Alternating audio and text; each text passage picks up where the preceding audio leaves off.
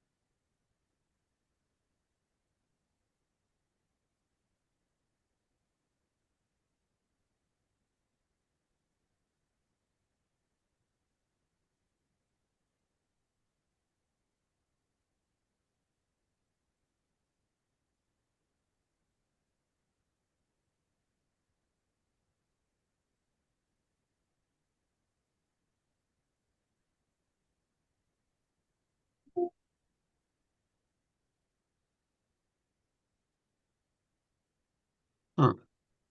Can I get a sound check? I'm not hearing anything. Can people hear me? Somebody did it right now, but we can hear you. Okay, Can you hear thanks. us?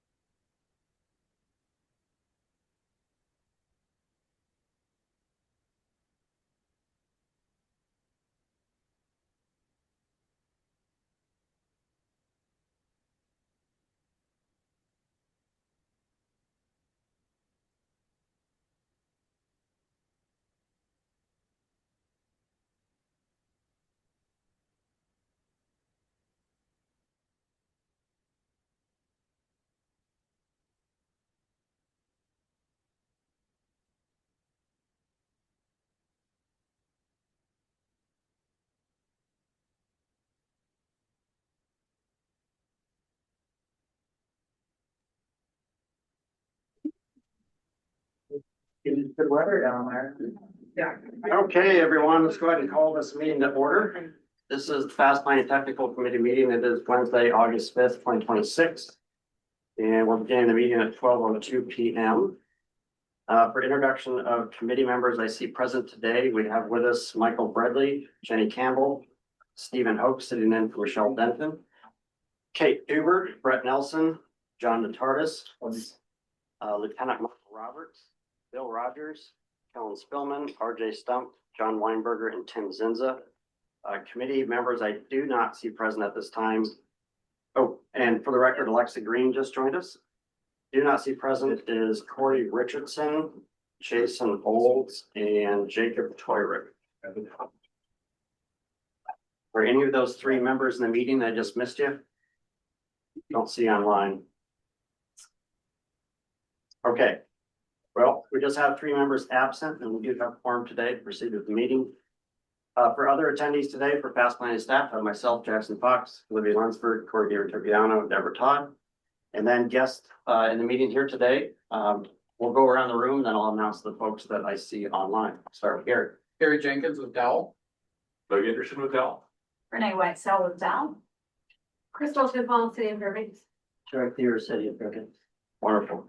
And then online, we have Irene Gallion with Alaska Municipal League, Andrew Ohms with Kittleson, David Vandenberg with Downtown Association, Mayor O'Neill with the City of Fairbanks, and Randy Bailey with DOT.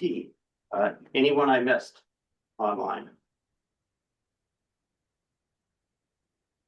Okay, here none, that's who we have with us here today, and we'll move on to approval of the August 5th, 2026 agenda. Can we get a motion on the agenda?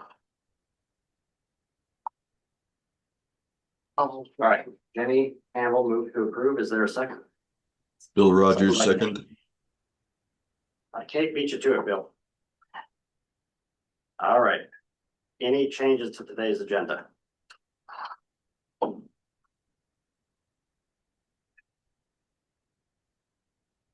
Hearing none, anyone opposed to approval of the agenda as presented? Okay, hearing none, we'll consider it approved. That takes us to approval of the July 1st, 2026 meeting minutes, which begin on page 2 of the packet. Can I get a motion on the minutes?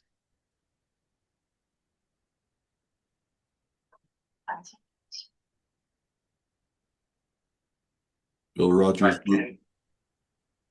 You got it, Bill. Move to approve. And Jenny seconds. Okay, any edits to the minutes?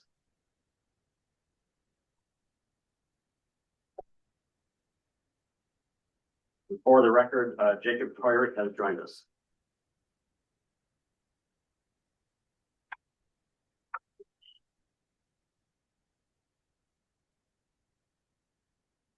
Okay, I'm not hearing any edits to the minutes. So anyone opposed to approval of the minutes as presented in the packet? Okay, hearing none, we'll consider those approved, and that takes us to our staff working group and chair report. Just have one item for you here today, the action items from the policy board meeting on July 15th, which are shown on page 8 in the packet. Just want to make note that the policy board did approve the fast improvement program priorities for 2027 and 2028.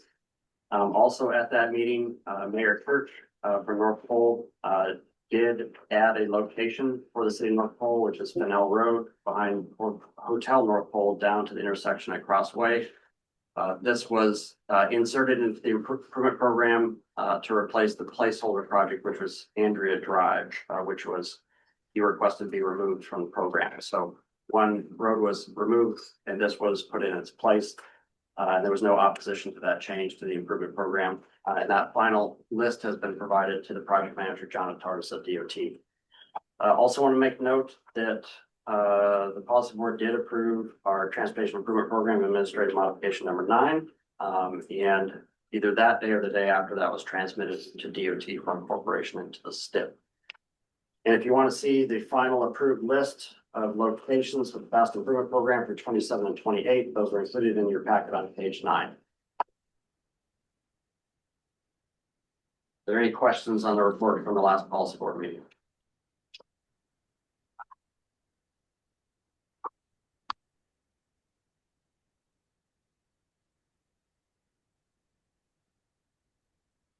Yes, Mr. Tardis. Are those totals, the totals I'm working with, or, do they get to increase with the addition of it now? For right now, as of TIP administrative modification number 9, for phase 4 for construction, you have $2 million each year. So this list is slightly over programmed to the amount, but as you work through design, there'll be opportunity to adjust that amount and underneath the future TIP revision. Okay, thanks. All right, any other questions?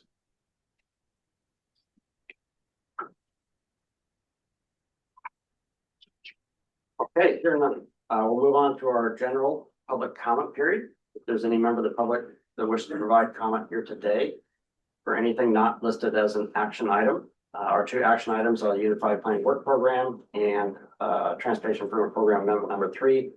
So if you have any other testimony to provide today that are not on either one of those topics, do we have anybody in the room? Okay, not seeing any at this time in the room and online. You try to use the raise your hand feature, and we'll allow you to speak, or unmute yourself and state your name for the record, and you can proceed with your testimony.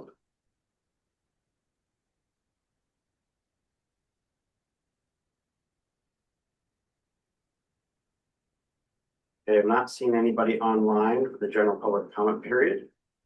So we'll go ahead and close that comment period. Our next item is a guest presentation from Dow on the downtown Billings 2-way restoration project. And today we have with us Doug Anderson and Renee Edsel with Dow and a short slideshow. The hope here today is that we've provided about 20 minutes or so for presentation and then 10 minutes for questions and answers from committee members and any policy board members that are present. But I'll leave it to Doug and Renee if you want them to hold questions till the end, or if they can ask questions during the presentation. Yeah, I guess we got 30-minute time slot here. We do have about a 20-minute presentation there. Just go front to back. So, okay, stop, ask questions. Okay. I've got about 15 minutes of what we did Billings, and then Renee's got to talk about, fair bit of the challenge I see here. So, maybe I'll introduce myself a little bit more. Doug Anderson, I'm with Dow. I'm actually in our Billings, Montana office. But I work closely with Gary, with Renee. We're all transportation folks. I guess everything okay, right? Am I yelling loud enough? Yeah, folks online, online. did you hear Doug? Well, Now that we did just move the mic. down there. You guys hear me okay now? Seeing no thumbs down, so. Okay. Do that. All right, we're rolling with that. Okay, so I got a quick presentation here, and hopefully you'll see some parallels between maybe kind of what you guys are thinking here in Fairbanks versus what we've been dealing with in Billings. Just to be honest, with Billings, we just finished construction, end of last construction season, and we ran the full gamut, a traffic study through some public outreach, design, and construction. So we've run the whole gamut on this, and as you'll see, it's been a long time in the works. So yeah, go ahead and advance to the next one. A little bit of a lag. So anybody been to Billings? Where Billings is at? Yeah, South Central, Montana. We call ourselves South Central Montana. We're a community about 150,000, so a little bit bigger than Fairbanks, but you'll see some similarities in some of our geographic and geologic challenges on the next slide here. So Billings, like I said, is about 150,000 total level area. We've got this area up here, Billings Heights, it's about 50,000 people. You just took a line around the map here and make this its own town and be the 4th largest community in Montana. And the rest of the town, our downtown, of course, is here. And then a lot of our retail entertainment is kind of on the far west end. There's much more building on this map. We just chopped it. But the real illustration that I want to show on this, I want you to keep in mind as we kind of go through this presentation is we've got these sandstone cliffs, we call them rim rocks that run along the north side of the valley here. Then they parallel the river as it departs down. And then on the south side of the river here, we've got Bentonite Hills, and they're just called the South Hills. But they run all along the river on the south side. So from a transportation network perspective, you can see we've got this choke point right here. All the traffic, all this 4th largest city, if you will, in Montana, has to run through the downtown area to then get out to the rest of the valley. So keep that in mind as we as we go through the presentation here. On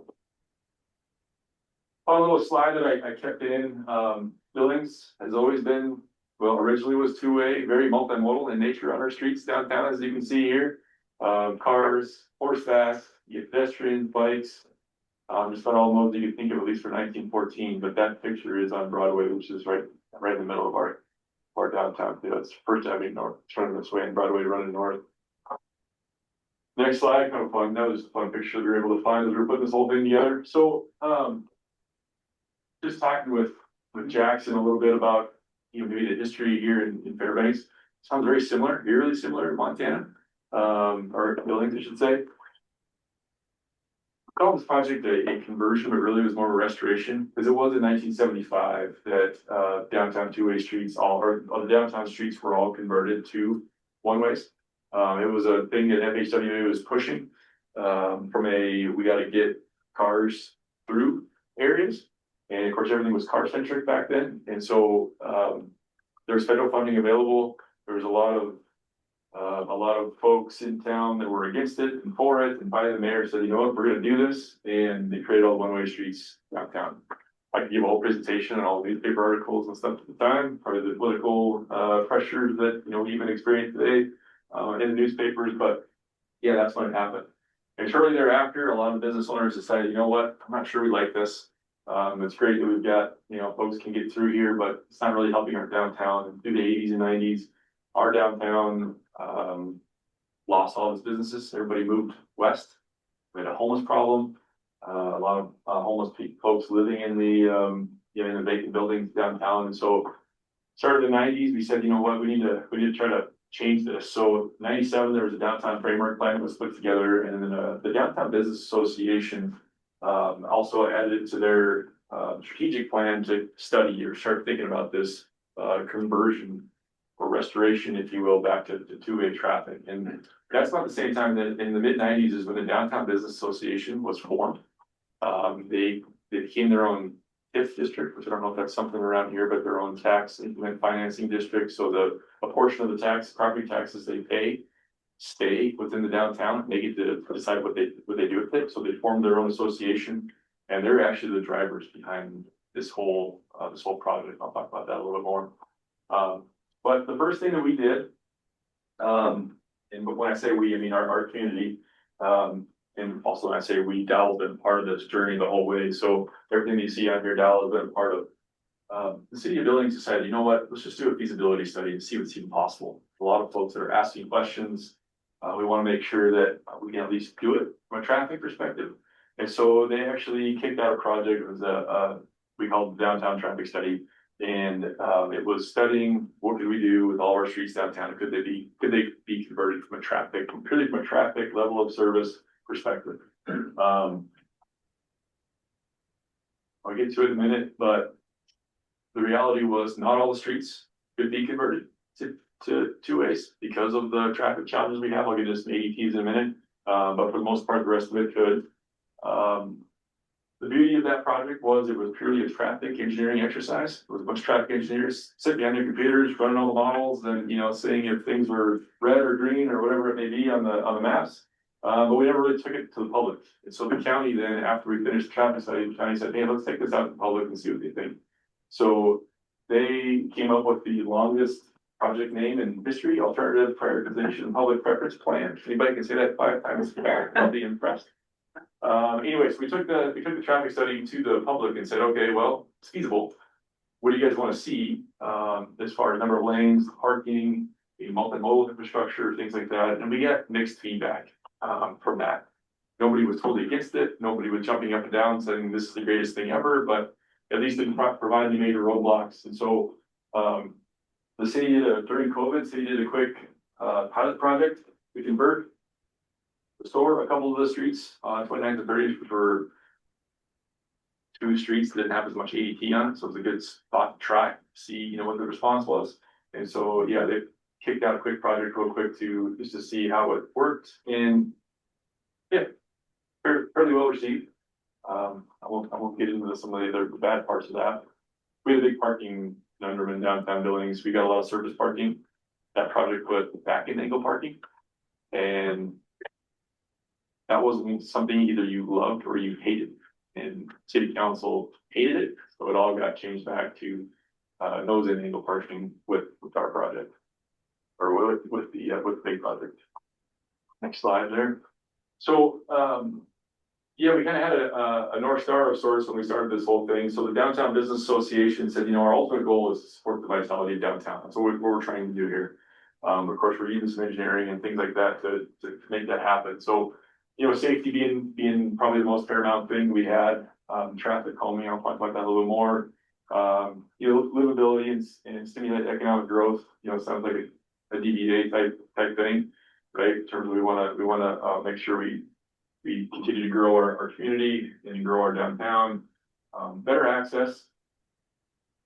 In terms of for all nodes, increase that walkability. We do have quite a few businesses downtown, as you can see. We also have a lot of restaurants, bars, distilleries, things like that are good for lunchtime for the folks that work downtown, but are also provide some fairly vibrant nightlife. So we got a lot of pedestrians during work hours and then through the evenings, unfortunately until about 2 a.m, and then kind of quiets down after that. So yeah, we got quite a few pedestrians in our downtown area.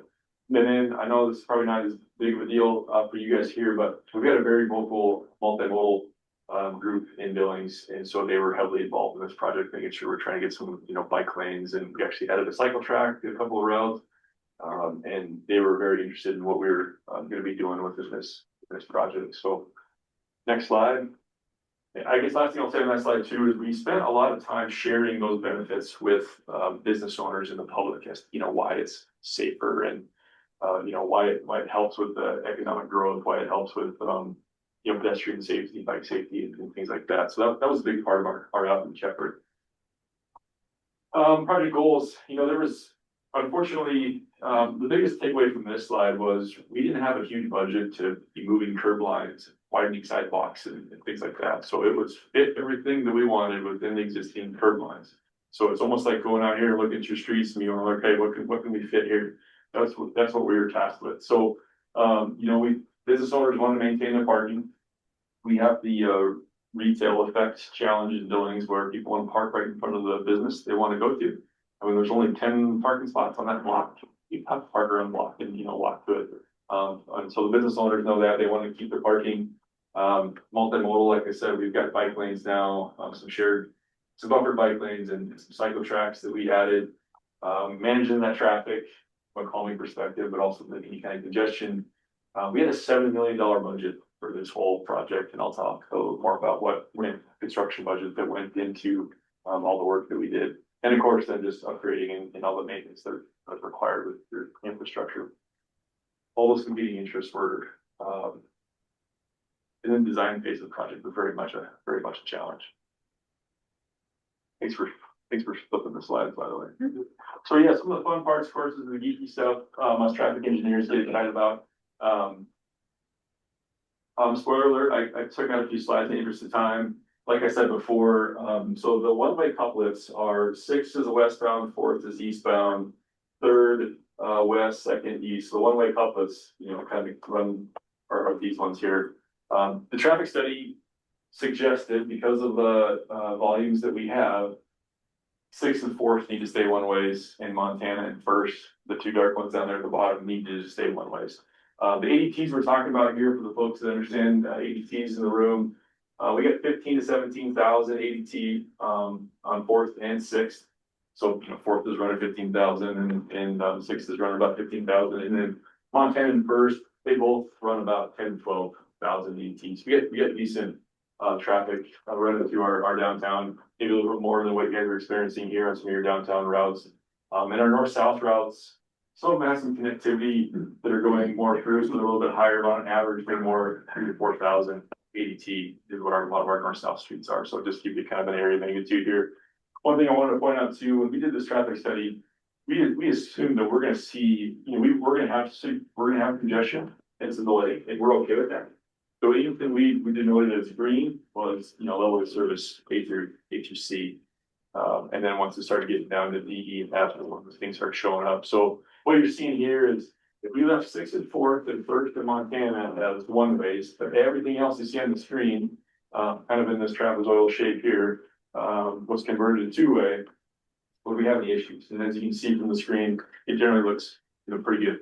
So we flipped the switch, when we did the study, awesome. Everything looks okay. So that's where the feasibility came in. Now, if we, next slide, you jump ahead 20 years, like we do in traffic engineering, try to predict what the future looks like with growth and things like that. You see a few red marks showing up, some oranges.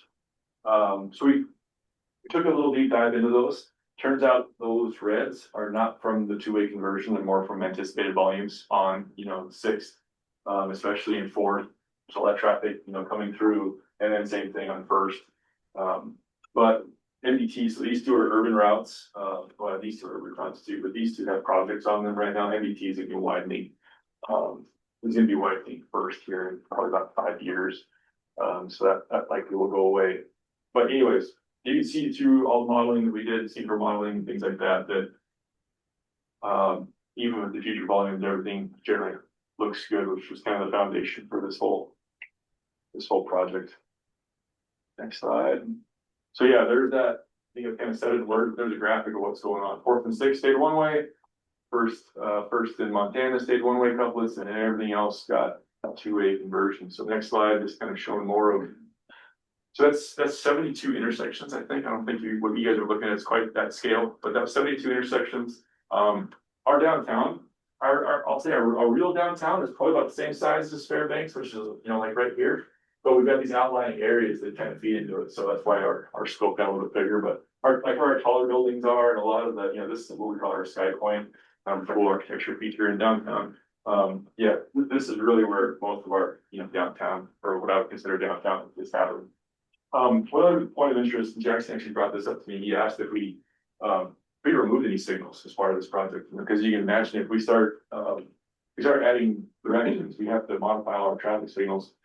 Our city, we call it Streets and Traffic. That's the maintenance group for City of Billings. They challenged us with, do we need all these signals? Because some of these seem like maybe a little extraneous. So part of that traffic study we did, we looked at all the warrants for some of them. A lot of them don't meet volume warrants or even pedestrian warrants, but they are on a coordinated system, so it made sense to keep them. But a couple of them were independent, and so we actually made recommendations to remove a couple of them. That's these two right here. Fun fact, the Dow office sits right here, so in my window faces this corner, so I get to watch all this stuff all summer long. If I wasn't, we did some of the construction administration, so I got to be boots on the ground, but days that I wasn't out, I got to watch all this stuff out my window. Anyway, so we did take out 2 signals, which and converted them to 4-way stops. I'll just be honest with you, public struggled with that for a while. I saw a lot of, what are you guys doing down there? People behind the wheels not paying attention and flying through stop signs and things like that. But whatever it was, winter came, and then spring came, and everybody apparently knew how to drive again. So it was just like a 3-month challenge that we observed on some of those things. We did have to add a new traffic signal. The Vision is a very busy road. And adding the 2-way traffic to second required a signal there. But other than that, I think there's 18 signals that had to get modified as we went through. Some needed needed MTCD upgrades on them as well. I think I have one more slide about totally what we did here. So, when you start thinking about restriping your parking and your longitudinal lines and things like that, it'd be nice to have a blank canvas, right, to do that instead of scratching off what's there and repainting. So our downtown streets were in fairly tough shape. I think ideally they need to be milled and overlaid, but didn't quite have that in the budget. So, and chip seal probably wouldn't have got us there. I don't know what kind of paper preservation you guys do up here, but we went with a scrub seal that really was probably gonna buy us about 10 years of longevity to our downtown roads. So that gave us kind of a new blank canvas to be able to do our striping on. Of course, signal modifications. So there you go. There's 18 signals that we touched. We did some other ADA upgrades and of course added the bike lanes. Like I said, we had a cycle track third on the north side of Third. Yeah, give that picture of later. We also have one on the west side of 31st. And then we got bumpered bike lanes on 2nd, 25th, which there were opportunities for us to add some nice multimodal infrastructure to our project. So yeah, this overall, that's basically the magnitude of the project that you see there. Next slide. Fun little before and after. kind of what it'll look like. So as you can see, similar to some of your downtown streets, we have a combination of angle parking and parallel parking. Our sidewalks are 9 to 12 feet wide on average. Quite a bit of furniture, trees, things like that down there. But this little cross section is kind of a representation of almost all of our streets in our downtown building. There's that sky point feature you see kind of in the background there that I was pointing to earlier. Next slide. So outreach, this is kind of where I'm wrapping up. The city intentionally made this project the single biggest outreach effort they've ever done on a single project. Knowing that this was going to be something they needed to get out there. So they didn't spare any of the tools that we had in our toolbox to make sure we communicated as much as we could, get feedback as much as we can. I didn't list everything, but I listed some of the big ones. Of course, we started back with some of the information we learned in that prioritization plan. I'm not gonna say the whole thing for you. I'm gonna be impressed if I could pull it off twice in one presentation. The Downtown Business Association, their executive director, high energy guy, he did a lot of outreach as well. He kept in touch with all the property owners, did a really nice job with, getting their feedback and candid feedback. Sometimes they won't tell us, the city or the consultants, maybe what they're thinking, but they'll tell somebody that they, pay a lot of money to. And so he was able to really get a pulse on what was going on. We had open houses, we had one during the design and one during construction, was 23 and 25. We weren't shy about sending out, letters to try to get information out to people every way we possibly could. So we're sending out 800 letters every few months. We had a website, all the typical strategies we use, people could go to. And we saw a lot of traffic and a lot of use in those. For the business and property owner open houses, we've got, I don't know if this is unique to Billings, maybe not. Some of those corridors, like Broadway, Montana, there's like a string of, like on Montana Avenue, there's a string of bars and restaurants that have all kind of made their own little, I'll call it alliance. They don't have an official name or anything, but they're kind of their own little group. And so instead of like going and talking to them individually, it's like, hey, you guys, your next little group meeting that you have, can we come and talk to you?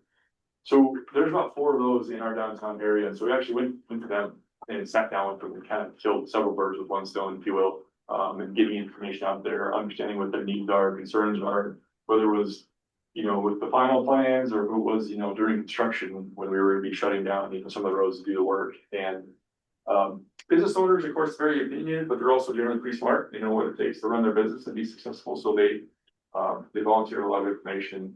And then I think the one thing that was probably most successful about this whole thing, I would encourage anybody to do it, is just be consistent with your messaging as much as you can, from this point of inception all the way through the final.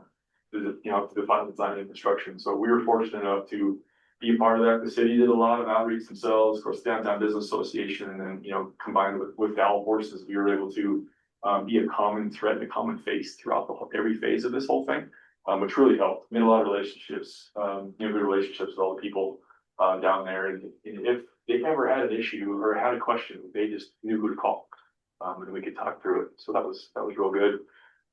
Was successful for us. Next one. So yeah, again, talk about DDA. Their executive director and board member was very actively involved. A lot of coordination with some of the city groups. Met is our bus system. We've got a big bus transfer station right in the middle of the project. So of course, need to be in touch with them. Downtown, the parking division, that's the city parking division. A lot of folks have permits to park downtown, or a lot of businesses have like a 10-minute parking only that they pay extra for, so that people can come in and grab stuff from them. When we started, we had to shrink parking because being able to see in both directions, our sight lines and things like that. We eliminate parkings, but we couldn't eliminate the special permit ones. We had to relocate them. And that became a kind of a coordination nightmare. The parking took it on for it, which is great. Because I talked about planning a little bit. TrailNet is our bike advocacy group, very local in our area. It's the point where they're almost annoying because they show up everywhere. I get quite the people in this photo here that are part of that. They're only here to make sure they're heard. Bike and Ped Advisory Committee is an advisory committee for the city and council, or for the city council and county commissioner. They are an advisory committee, they're not an advocacy group. Parking board, of course, same thing, and then individual property owners. We did a lot of targeted outreach to make sure everybody was informed of what was going on. Last slide. How we do, so like I said, we finished construction last construction season, which for us in Montana, maybe similar here to Fairbanks is, well, you probably just get winter a little bit sooner than we do, but. For us, most of our contracts end in about September, October, because at that point is when snow starts flying and all of our asphalt plants start shutting down, so. Probably similar to Fairbanks in Montana, we have two seasons, we have winter and construction. You guys probably have a running joke around here the same way, but yeah. Feedback from business owners, I thought this was a fun slide, so actually, as I was traveling up here, I was calling or some of our connections at the city and at the Downtown Business Alliance just to try to get more maybe tidbits from them, and this is some of the stuff they've shared. It's been on the ground now for almost a year. Business owners, majority have kind of got on the train. They do love it. Some are indifferent. The folks that are indifferent though are the ones that really don't rely on that pass by traffic. I mean, people are coming to them for just because they have something they need, not because they want to, looking for a place to shop or get dinner or something like that. Yeah, make sure you use on the cycle track. So here's the cycle track on 31st. A lot of people hate it. One thing that we have on 3rd, we actually have cycle track up against the curb. We've got parking here, and then we've got our lanes out here. Well, we kept since we only have this painted median here, we kept the parking meters off the side of the road. So then people were getting frustrated with, well, where am I supposed to pay for my parking? Which was kind of a bummer. Again, we didn't have all the width to do that, so a lot of frustration around that cycle track. In Billings, I'll be honest, Billings we're not big advocates of bikes for whatever reason. We're just kind of that community of like, well, they don't pay taxes, so you don't pay tax to have a bike, so you don't belong on the roadway. And that's this town majority thing in Billings. Feedback from the DDA, they really like it. They see the parking as being highly utilized, a lot of turnover in the parking, which is great. And they do feel like people are driving a little bit slower, paying a little more attention, because one thing we did is we narrowed up the lanes, and here the lanes are only 10.5 to 11 feet wide. So it's pretty tight going through downtown, or on 2nd and 3rd. 4th and 6th, to be able to get through, still a highway. It feels like, it's nice 12-foot lanes, and you can generally move at 35, 40 miles an hour. They're signed for 35, and people are doing that, and then some.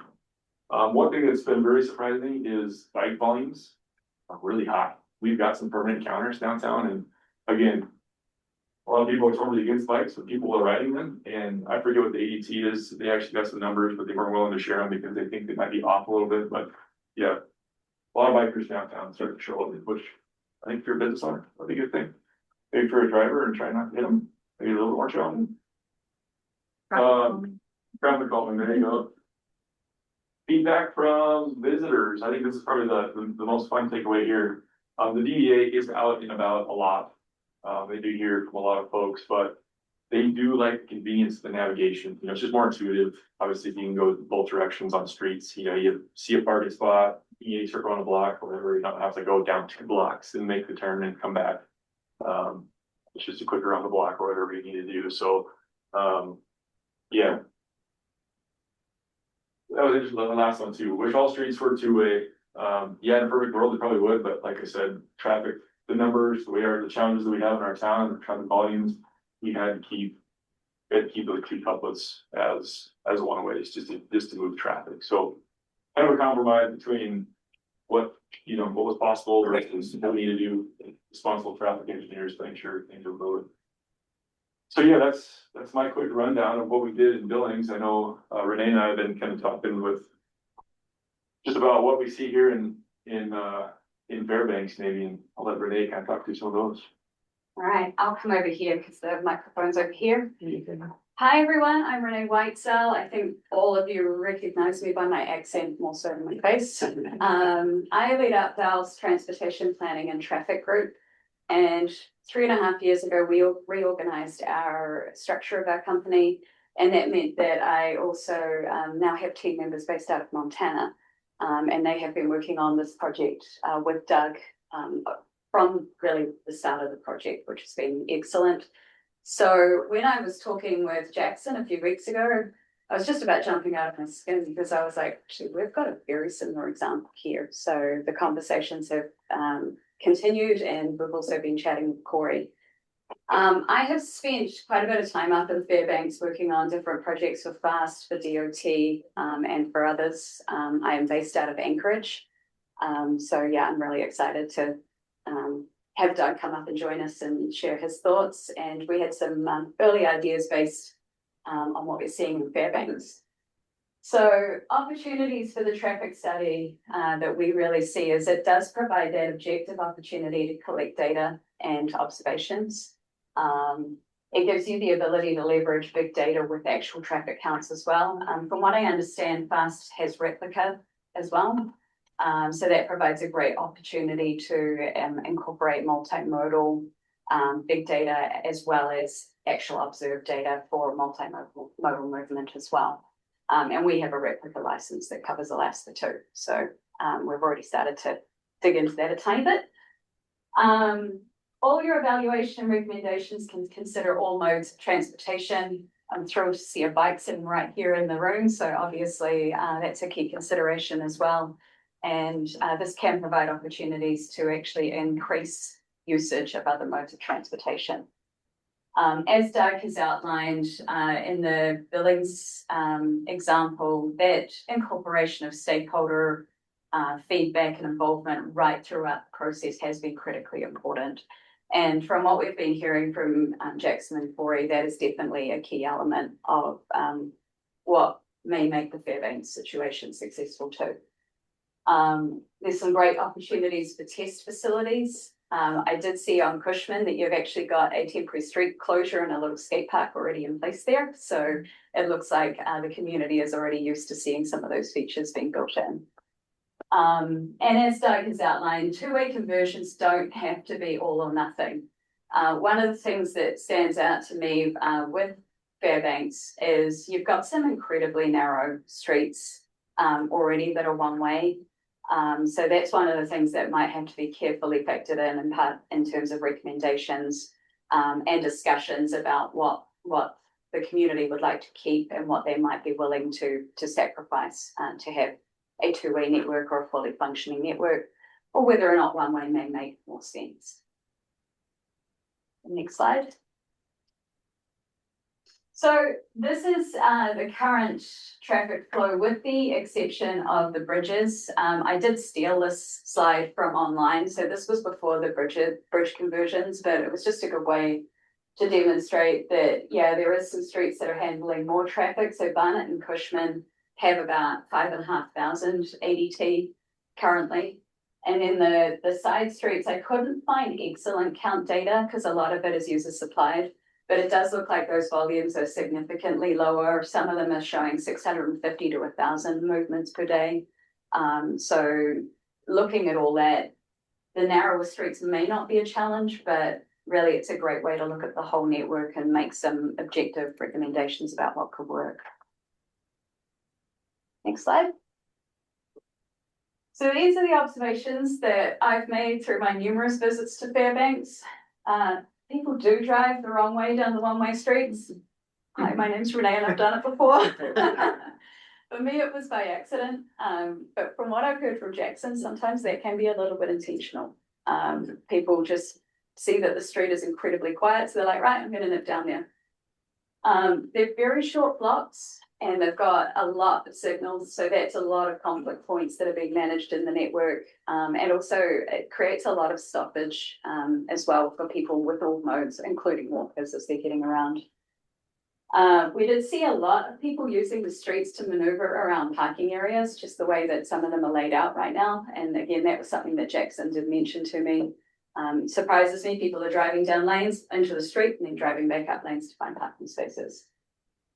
The configuration does increase the potential to drive past your target locations and then having to double back. And if you've got someone behind you or it's busy or you're in a hurry, you're more likely to just drive away.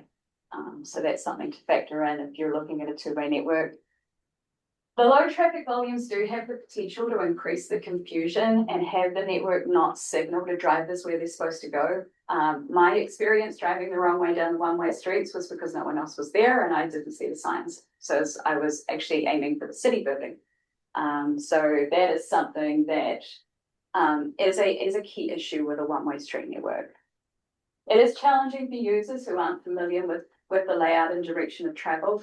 I did overhear a couple of tourists this morning chatting about, oh, driving around downtown might be difficult, I think we'll just walk. Which is not a bad thing, but it did really reinforce that. And we also heard from Jackson and Corey that there are stories of people avoiding visiting downtown because of the challenging traffic flow. So they're not coming all together. So that seems like a huge missed opportunity. So we'll talk through that one. I'll get you to jump forward again as we incorporated our slides. They may not have come together that well. So anyway, Billings has led the way on this. What I have seen and what I've experienced there and chatting with our team, it seems to have worked very well.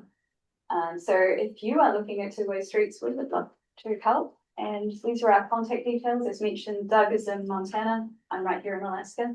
Thanks for the opportunity. Yeah. Thank you. Your name's Doug. Yeah. Great. Yeah, Appreciate you traveling all the way up to Montana. yeah, any questions or Yeah. clarification? So we have any questions from any members? Yeah, Kellen, go ahead. In turn, I guess Doug, in terms of cost, if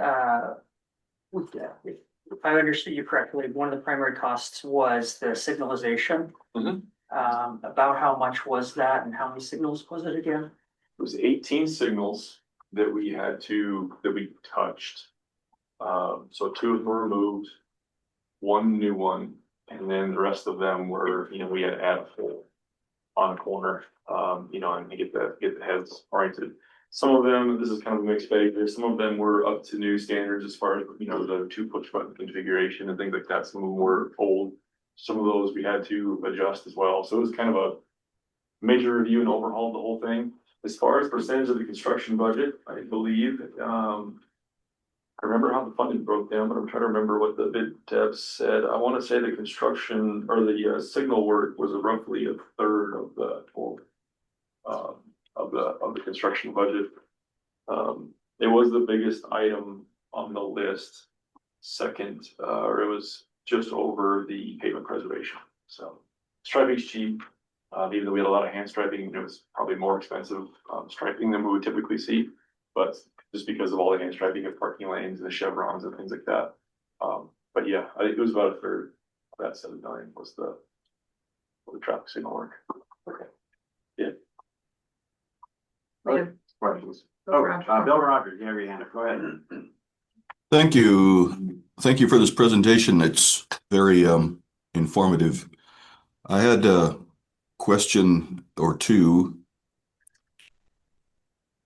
Let's see if I can read my scribbling here. I think I heard you say, I understood you to say your project was from face of curb to face of curb, no deviation of those existing curbs. Was that right?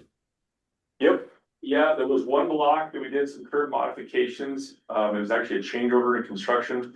But yeah, we kept all the infrastructure exactly the way it was. That one block. And I think from your before and after picture, I think I saw for the most part, and I think I heard you say that you didn't lose very much on-street parking. Was that true?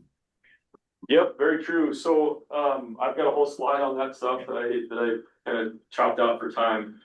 The goal was to have try to minimize the loss. As we started evaluating parking, we were losing 1 to 2 spaces per block in the core of the downtown, especially with the angle and parallel because of the sight lines that we needed to maintain. But the beauty was just on the fringe of downtown, there was a few blocks that were oversized that just had parallel parking. And so we could actually add some angle parking there to increase numbers. So the street was that wide, huh? Correct. Yep, the streets were that wide, so we were able to have, we actually, on the whole, we had a net loss in the core downtown, that little, for the folks that could see here in the room, kind of about the area, the size of the area of the Fairbanks kind of downtown. We had a net loss in there of, I want to say about 8 spots. Oh, wow. 10 spots, something like that. But then you go out, if you do like maybe another block or 2 perimeter around that, we then got to the positive side, and then we actually added a bunch more on even the kind of the outer fringes. And at the end of the day, I want to say we had a net gain of about 35 parking spots, which doesn't seem like a lot, but one thing that downtown Billings does really well in the summer times, and maybe you guys do the same thing here, we have a lot of farmers markets and a lot of like downtown festivals. And so even if it is maybe 4 blocks away, 5 blocks away from where the activity is going on, those parking spots are huge. And then there's another spot too, there's a Catholic high school that was just outside of the project boundary that has no parking lot. And so everybody parks on surface streets in the downtown and in the neighborhood to the west. We added a bunch of angle parking over there on a really wide street that didn't, that just needed the 2 lanes and that was it. And that was able to increase their parking by, I want to say 30 stalls or something like that. It's a small high school, so adding 30 stalls for a school like that was extremely beneficial. So that was the other part of the plan. That was a good question. I mean, we, knew we were gonna lose spots, but we gained a few here or there. So we studied every block in terms of its width and amenities that needed to be there. Very good. I have one last question if I could, and it might be more than you can go into here, but I think I saw on one of the maps of the signalization in the southwesterly portion of the project, there were a lot of signals and intersections that had no changes whatsoever. Is that true? And how did you accomplish that? Let's see, no changes whatsoever. The one-way couplets that stay the same. Yeah, the one-way couplets generally stayed the same, except for we had to touch those ones too, just because of the north-south. The ones that we didn't touch, actually, what you saw there, one of them was 28th, which would be 28th, but we call it Broadway. That's already 2-way. It's been 2-way for, I think, about 20 years now. And then 29th to 30th was a pilot project that was done during COVID, so in 2020. So the graphic that you saw there was actually just our design and construction project that wrapped up last year. So I see. That was probably a bad representation of what we've kind of done in the last 10 years, but it was a kind of representation of what just our little project was here. Relatively speaking here, our project was that we finished up last year. So yeah, that's why you saw some holes kind of right in the middle of the graph there. Good observation. Okay, thank you very much. Yeah, good question. Yes, Jenny, go ahead. Yeah, thanks. That was great. I have kind of more of an overall urban planning question. At the very beginning, you said that back in 75, I think, when it went from 2-way to 1-way, you started seeing businesses move out, homeless population increasing and whatnot. And so I'm wondering how much is related to the 2-way to 1-way, and what the city, like maybe there was something that was attracting them somewhere else, and then what the city is doing now that it's back to 2-way. Is the thought that 1 to 2 is really going to make that much of a difference in terms of visitors and businesses? Yeah, good question. I can give you as much history as I can. So I was born and raised in Billings. So I've seen a lot of evolution over the years. Some of my information, I guess I'll share is maybe what I observed, but of course, when you're a kid, you see things different than, when you're an adult. But so you think about the 70s, and if you knew that really the geography of Billings, we've got a lot of, I'll call it developable land as you go west. And so when things wanted to maybe upgrade or expand, it was cheaper, easier to push out. And so I think that led to a lot of the stuff like, well, here comes some riffraff or whatever it may be. Maybe it wasn't a transportation network, but let's get out of, let's just move out of downtown. So a lot of retail development started happening on the far west end of town. The Heights area, kind of that northeast part of the map there that I was showing you, upper right part of the map there, that's grew from just like a bedroom community. And so now there just became this, we got to get all the way through to that west end. So it'd be tough for me to sit here and say that it was because of the, traffic network. Maybe they just coincided at the same time. But as there was more of a push, we now have the TIF district set up in the mid-90s. We had the ability to, I guess I was telling a story to Renee. When she comes to Billings, there's a old hotel in downtown Billings called Northern Hotel. It's been there since the railroad days. Our town was founded on the railroad. It was vacant for 30 years. Big developer came in, so this is a really nice building. I'm interested in buying it, but it doesn't pencil out to me. So they started making some deals as far as you don't have to pay taxes, property taxes for 10 years if you build this. That's part of the TIF district funding. And so they were able then to incentivize folks to come in. So I think some of the revitalization has been deals, like that. But since some of those big anchors came back in, like a Northern Hotel, we've got a couple big paying towers in downtown that have a lot of law offices, engineering offices, things like that that are in them. So like the First Interstate Tower there, that's almost completely full. Every floor is occupied, so you can imagine, there's quite a bit of folks that are coming in, park in the parking garage, walk down to lunch, things like that. We've got a handful of that going on downtown that now kind of help that vitality. We still have buildings like you see here in the foreground that aren't used, or they have some kind of business in them that's only there for a year and move on and things like that. So I don't think I've got a great maybe correlation or answer. I think I've ever really studied that. I'm just kind of thinking out loud here, but the focus to get them back has been some of the tax incentives to get them back down there. But then also, now that they're there, and I'll say thriving, they're now saying, hey, can we use this money that we're paying in, our property tax money, can we pay it to make it even better? And so I don't know if I said it, but I'll say it again. This whole project was TIF district money that was driven to say, hey, this is what we want. Now they only had 2 million. Like I told you, it was a $7 million project. So the city had to kick in the rest, but the city had, road maintenance they needed to do, they had the signal upgrade they needed to do, so they already had money, already saved for it. Did that answer your question? Yes, that street looks like Anchorage. It's funny. Yeah. Can I have a follow-up on that?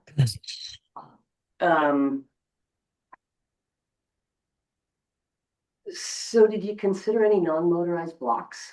And like, I know the budget was pretty small, but future parking garages and centralized parking and.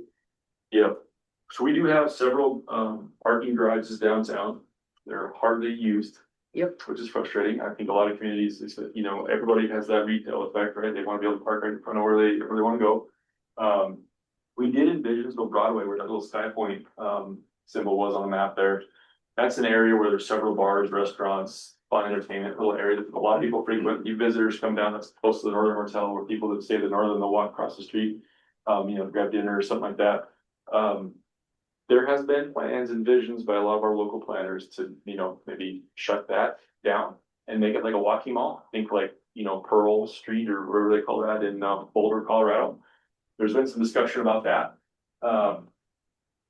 In Billings, the folks that shut that kind of discussion down are emergency vehicle folks because they need to get access in there. And so, but the firemen, the police, things like that, when we start talking closing blocks for, those types of attractions and purposes, they don't like them closed down permanently. So some of the discussions we're having actually as we speak are, can we shut it down maybe in the summer?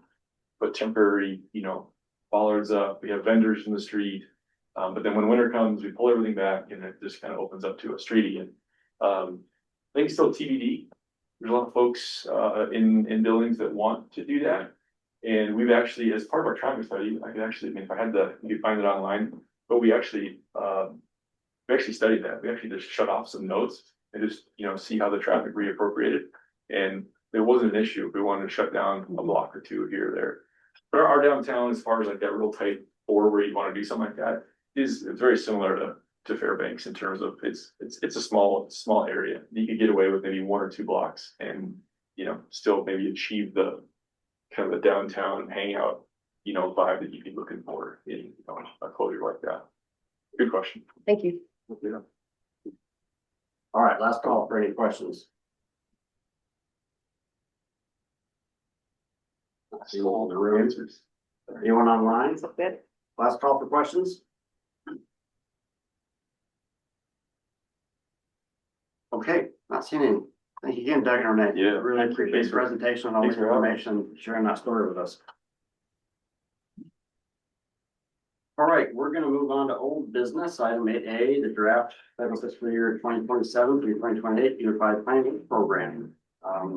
This is an action item here for the committee today, and it begins on page 10 of the packet. Just as a reminder, this is our staff work plan for activities and planning studies that planning staff can plan to carry out over the next 2 years. Some of these efforts are done in-house, other efforts are done by issuing RFPs with the assistance of a consultant to help us move with some of these plans and studies. But it was out for public comment June 21st through July 24th. And pages 10 through 13 in your packet reflect all of the public comments that we received. I'm just going to highlight a few of these that led to changes in the document. The first one of which is comment number 2 from Tom DeGrain. We put in an effort to do a paving condition survey for non-DOT roads. So this would be city streets, rural road service area roads, UAF campus, school district roads, etc. And this individual was asking if separated bike paths could be included in that survey. Of course, that's challenging. The contractor that DOT uses for this pavement condition survey is a vehicle that has equipment attached to it that drives down each lane to collect that data. It might be feasible, may not be feasible that these vehicles could be driven down a separated asphalt path in our community where it's wide enough. Because I do know some of our paths are wide enough to take a pickup truck with a plow down them. So if they're that wide, maybe this could be collected out there. So I did modify the scope of that to see if, to just expand it like, and asphalt paths where they're wide enough to accommodate a vehicle and where feasible. Another change is the next page, page 11. If you look at comment number 7, the Downtown Association did submit a 2-page letter in support for the downtown traffic study. And they asked that the scope be expanded to not just look at one-way to two-way conversions of streets, but also look at the warrants for existing traffic signals to see if any need to be removed or could be removed, and curb management, looking at excessive driveways, curb cuts, and opportunities for adding additional on-street parking on these roadways. And then below that, comment number 9, this question came up at our policy board meeting, and this comment was repeated here from Jerry Clayworth about some of the planning emphasis areas that have been last couple of years rescinded by presidential executive order. So we made note in the plan of the 2 planning emphasis areas that have been rescinded by executive order in the document. And there are a couple other revisions to go over. But yeah, pages 14 and 15 and 16 include the letter from the Downtown Association, which is not copied and pasted in that spreadsheet. But going to the plan itself, maybe if you go to page 23, you'll see I made notes as to which planning emphasis areas were rescinded by executive order. And now these are all done in track changes.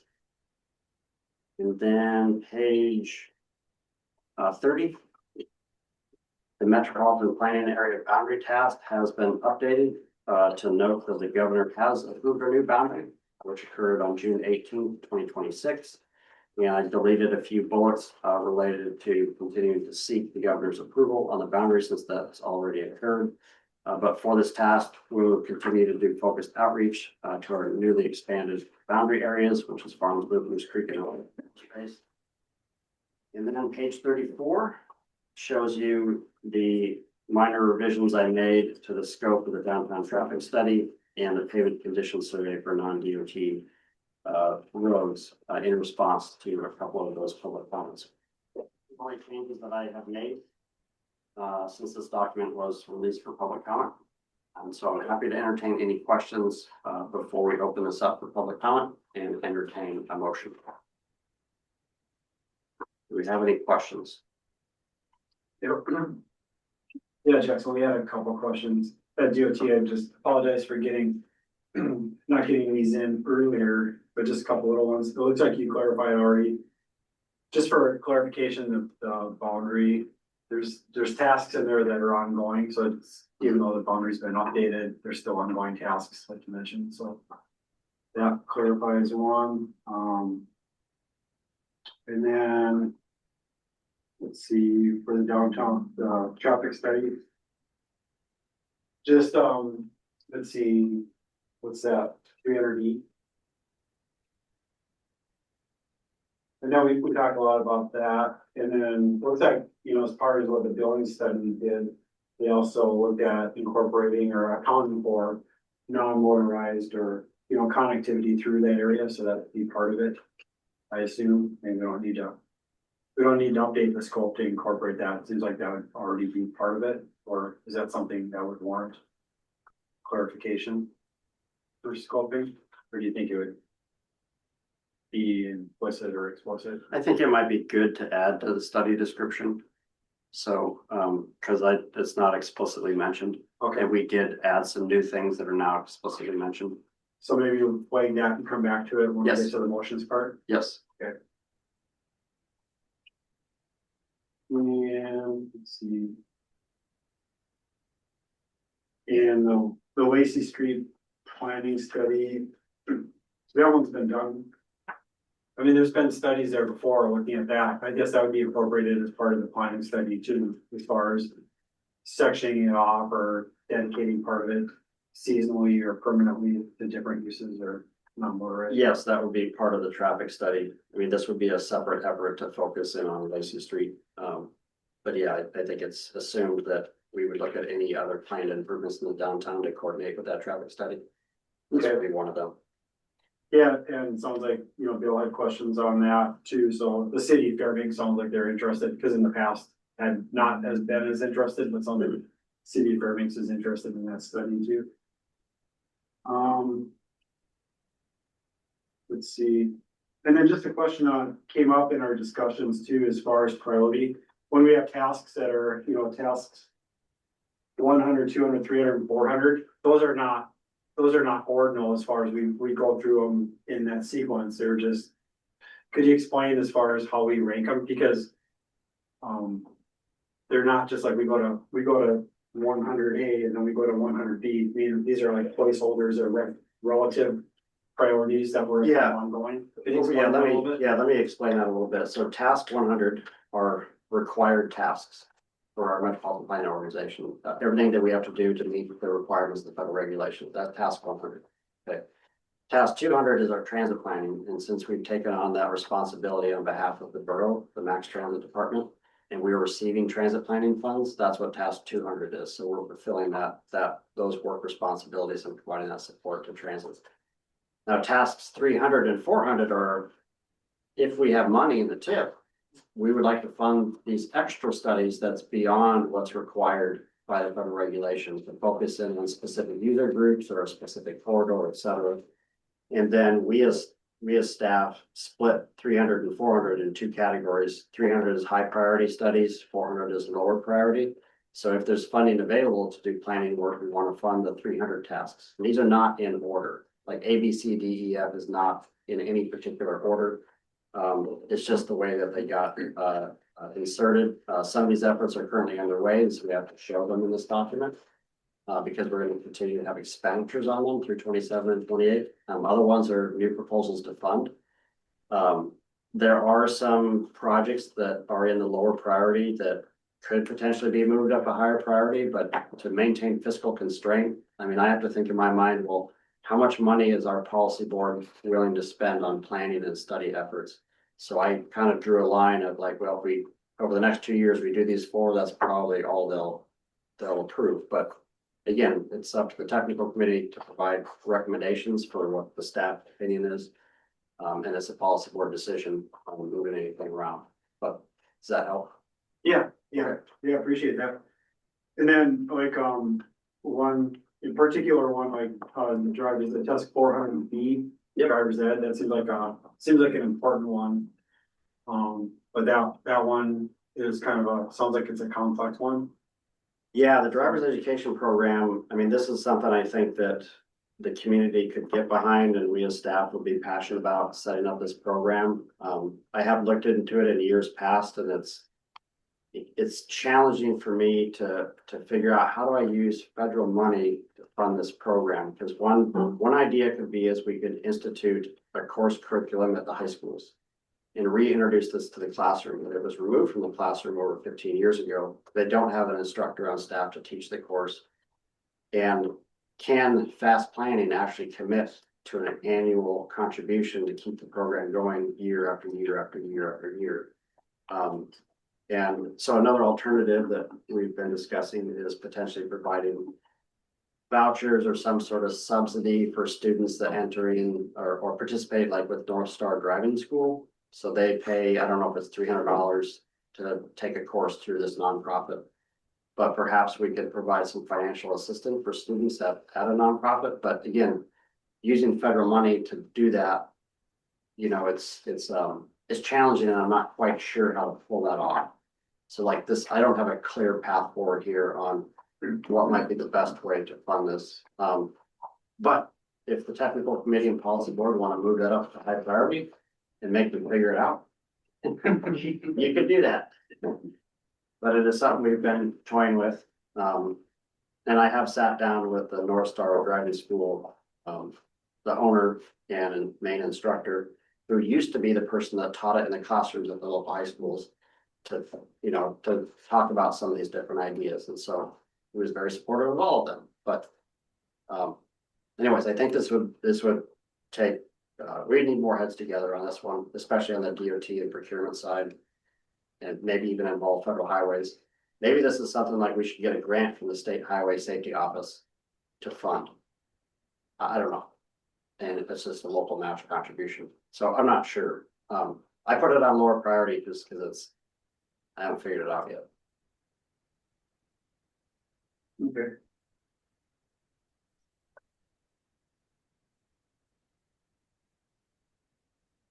Are there any others? Yeah, I have a comment. Yeah, Tim, go ahead. Yeah. For tasks 300E and 300I, thanks for adding the traffic signal study in there. That's a good one. Mainly for 300I, like emergency response, needs to be bulleted into the study to see what the impacts. Because in talking to Chief Caccaro, he has specific routes planned out on how he responds to emergencies at buildings throughout downtown corridor.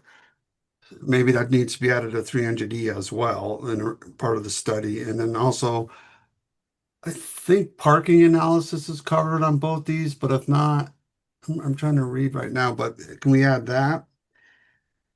And I think that's it. Okay. Maybe in the Yeah, signals, thank you, Tim. the This time's signals, for, oh, sorry, go ahead. I was just saying, this time's for questions. When we get a motion on the floor, I think a series of amendments would be appropriate. And so I'm making notes here, like for 300E, adding in, looking at the non-motorized connectivity and now parking analysis. And then for 300I, adding in language about emergency response. So, and we might be able to do that all as one amendment to the main motion when we get there. Okay, that'll work. Thank you. Okay, thanks, Tim. All right, any other questions from committee members? I just have a real quick one.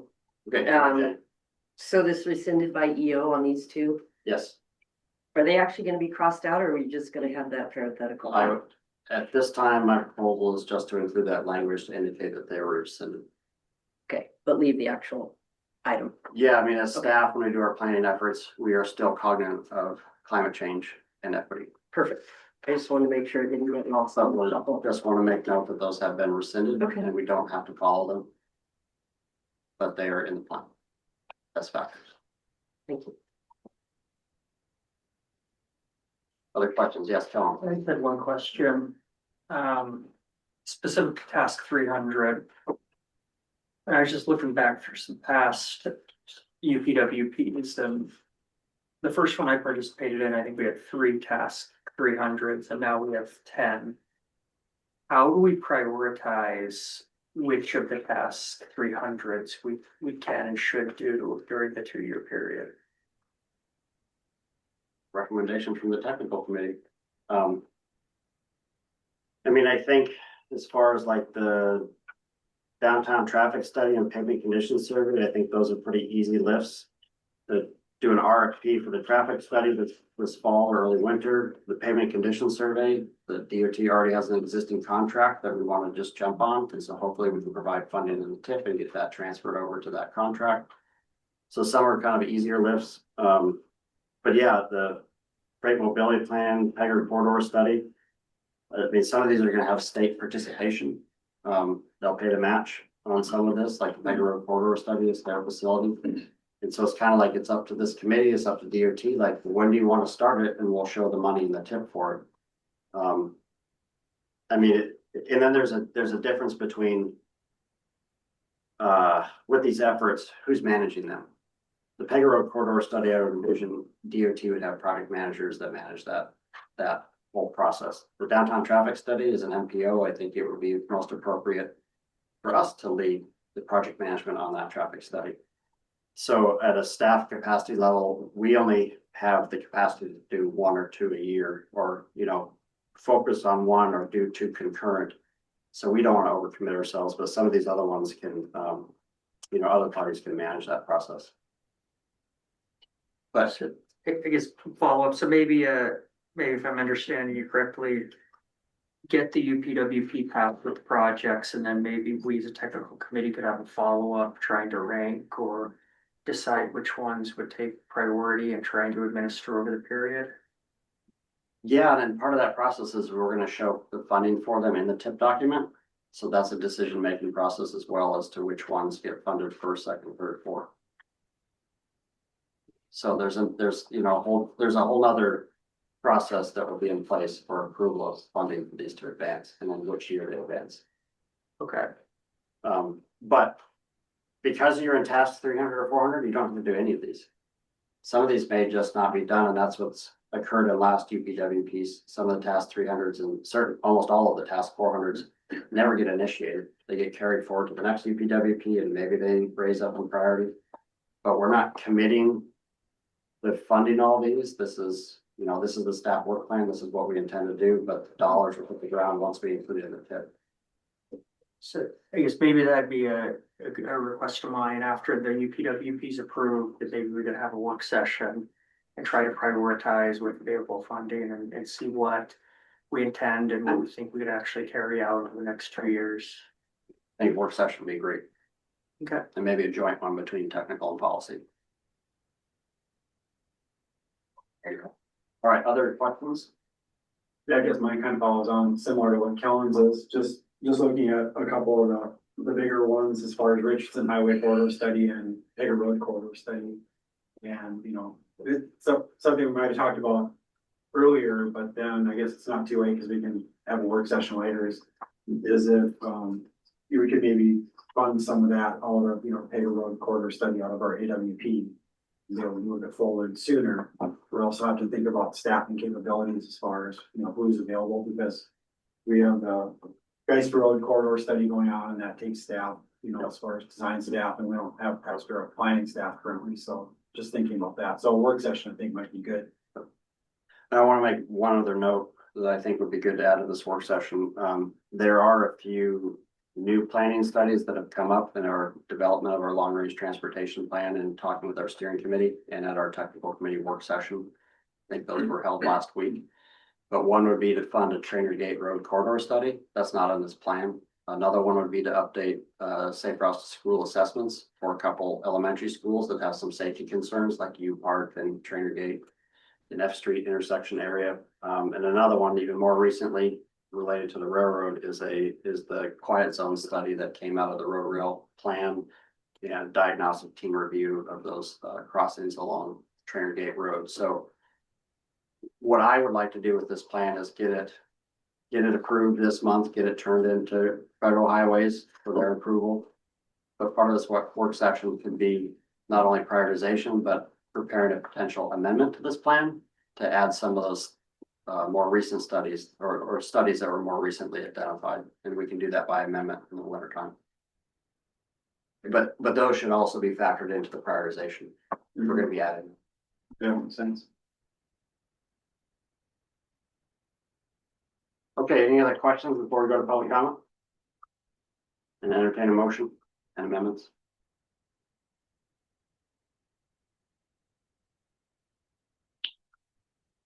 Okay. We'll now open this item up for public comment. Is there any member of the public that wishes to provide testimony today on the Unified Planning Work Program? Jerry? You have the floor. Thank you. Yeah, if you get up there near the speaker so we can capture your testimony. best medium level.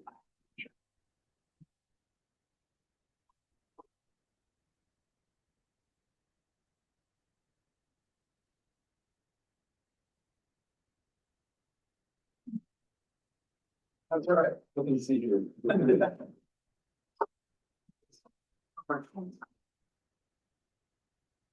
Jackson, do I get 30 minutes also? I'll do 5, how's that?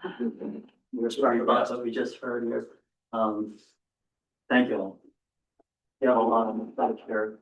I hope you take the comments that are included in the packet seriously from many of us who wrote many of those comments. I just want to focus on the two industries. You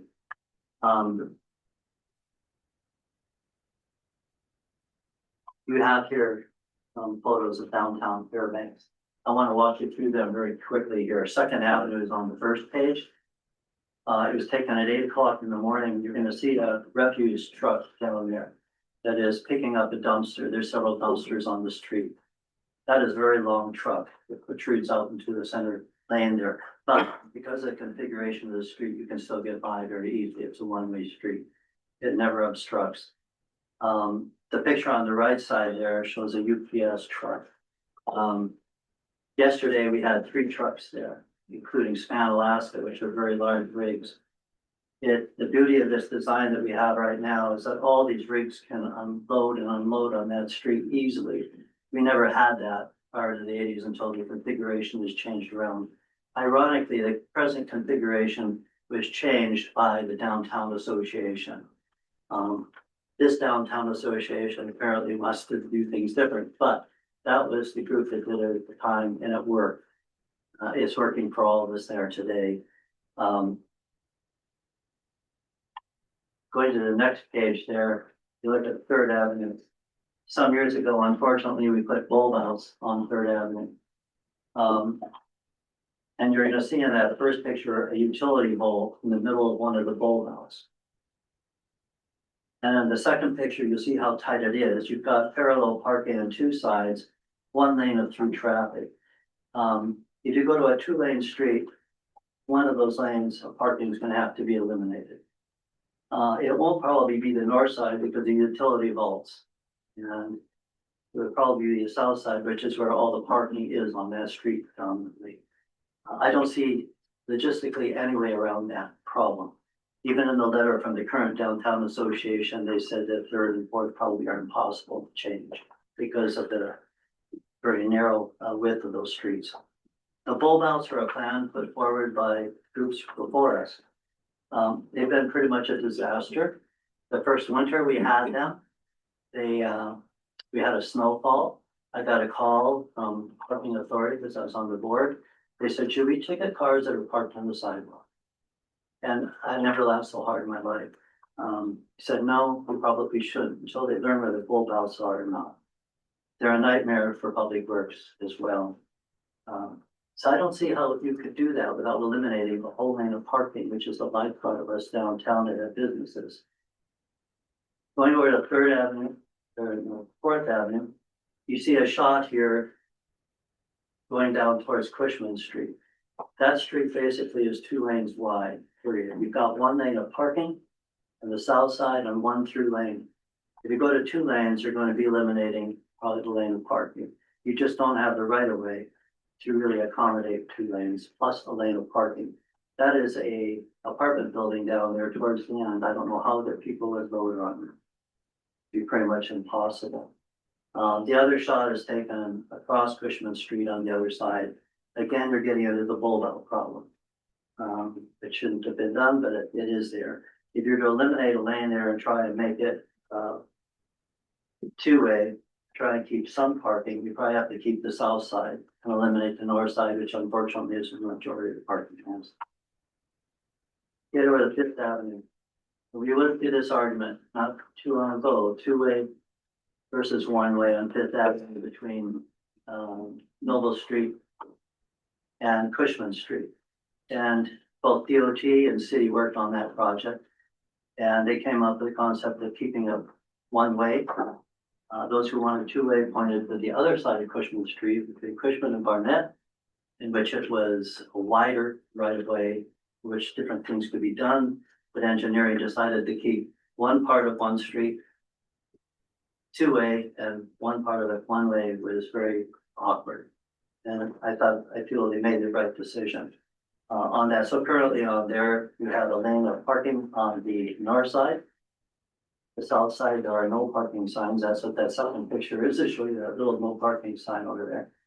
And this gives the borough buses, which are very long, maneuverability to get up and down that street and get in and out of the bus depot that is there. Gives a school building the right to load and unload people, which they wanted when we had discussions with the state focus group. The last photo is a beautiful photo of our curb situation in downtown Fairfield. It shows you the many failing sidewalks and all. I am a strong advocate of repairing sidewalks and getting all of the sidewalks that we have up to ADA compliance. That seems to be missing in this plan, and I wish that were the focus of this. Adding the curb cuts, I talked to Corey about that. I'm totally on board on that. If we can get rid of curb cuts, add parking, that's a plus. Traffic signalization, you could eliminate the one at 7th and Barnett right now and nobody would mess it. 10th and Lacey Street, same thing. Other ones a little more difficult, but yes, you can save money too. We just did one traffic intersection recently at a city. It's about $1 million to redo the whole intersection. If you're looking at Cushman Street alone, you're looking at, 4 or 5 of those. You've got a big price tag on changing that. Cushman Street would be a disaster if we went to a two-way. The traffic flow on that is heavy. If you are driving north on that street and you're trying to make a left turn, God help you, I don't know when you'd be able to make it. And if you're making a right turn, the turning radiuses are extremely tight. If you're going from a two-way street to a two-way street, on those narrow streets, you're not gonna be able to do it. Buses and trucks can't. Crandall Rambla, the consultant from Portland, used to promote that and push that two-way street thing. I asked them a question one time, and I put that in the comments here. I want to reiterate that. I said, how do you mitigate the turning radius problem onto these small streets from a two-way street to two-way? They said, your traffic engineers will just have to figure it out. I was ticked, I'll be honest, when I heard that. I mean, they were copying out an answer. They had this vision that logistically it made very little sense. Up until the mid-70s, ironically, you folks talked about that as well. We had a different traffic configuration. Cushman Street was two-way. It didn't work. When we got the pipeline and the traffic increased, it was backed up. People, again, trying to make left-hand turns and all, you back traffic way up. Other problems with parallel parking and meandering here, but you go back to 3rd Avenue. When somebody tries to parallel park on 3rd Avenue, they back the traffic all the way down. While they try to do that. Because it is so narrow. But by making that two-way and just keeping one side of it, we lose all that potential for parking. I just don't know how you can logistically do that and to spend, $250 million looking at that, to me, makes absolutely no sense. Now you go up past 5th Avenue, 6th Avenue, and I think that's a one-way street. Yeah, you can get rid of that. That's not a problem. It's just not traffic from that bit. And finally, I'm just gonna pass out. I don't want to take any more time. I don't really need 20 minutes. The downtown is very much aware of this. I'm gonna pass this around. This is a petition that one of the shop owners did. It was done in 4 hours, going from shop to shop. I know of no business and no property owner between Arctic Travelers and Big Rays that's in favor of this, not one. And they came to the city council meeting 2 meetings ago, and they, as some of them testified exactly to that, including Monty Rostad, who's with the Downtown Association, and came up with the configuration for second. I just hope you take a good look at that. And I would hope that you would whittle it down to just looking at the traffic signalization. I think there's some good points there, the curb cuts, good points there. But to waste that money on reconfiguring that, we're worried. On 2nd Avenue, that's our lifeblood, is parking and delivery. It works very, very well right now. And to change that to two-way, then you're not really going, you're gonna have to go back to parallel parking, which we do not. Parking meters we pulled out years ago, they're very problematic. The diagonal works very well. Easy for people to get in and out of. So that's my 2 cents. Thank you, Jerry. All right, do any committee members have any questions for Jerry? See it in the room or online? Okay, thank you again, Jerry. Thank you. All right, is there any other public testimony here today? From anyone in the room or online?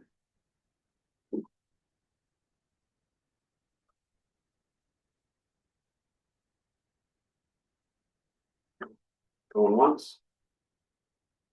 Twice? Okay, we'll go ahead and close the public comment period then. And move on to entertaining a motion.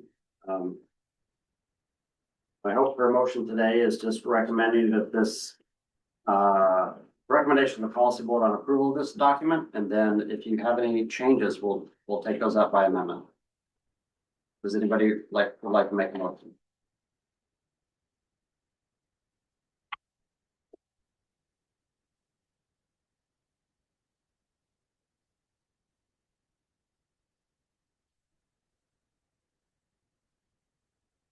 Can I ask Jerry a question? Yes. Gary, go ahead. Sorry, Jerry, has this been discussed at the city council?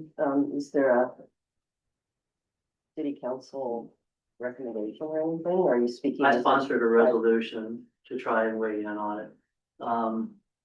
It failed on a 4-3 vote. And they said essentially come here.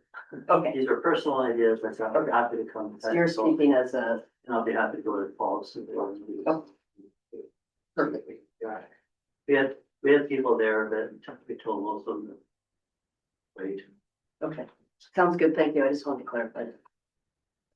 I have a question too.